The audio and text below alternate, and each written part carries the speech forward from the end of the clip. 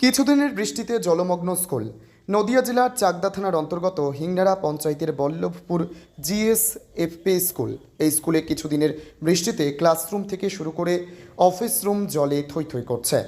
স্কুলে ছোট ছোট ছাত্রছাত্রীরা সেই জলের মধ্যে ক্লাস করছে। যাতে এই সমস্যার সুরাহা হয় তার জন্য এবার পথে নামল ছাত্রছাত্রীদের অভিভাবকরা। তারা স্কুলের গেটে তালা মেরে পথ অবরোধ করে। এই খবর পাওয়া মাত্রই সেখানে উপস্থিত হন Chakdah block development officer, panchayat সমিতির সভাপতি সহ প্রশাসনিক কর্মকর্তারা। তারা আশ্বস্ত করে যান খুব তাড়াতাড়ি এই সমস্যার সমাধান করবে। ঠিক তার দুদিন পর স্কুলে হাজির হন হরিণঘাটা বিধানসভার বিধায়ক অসীম সরকার মহাশয়।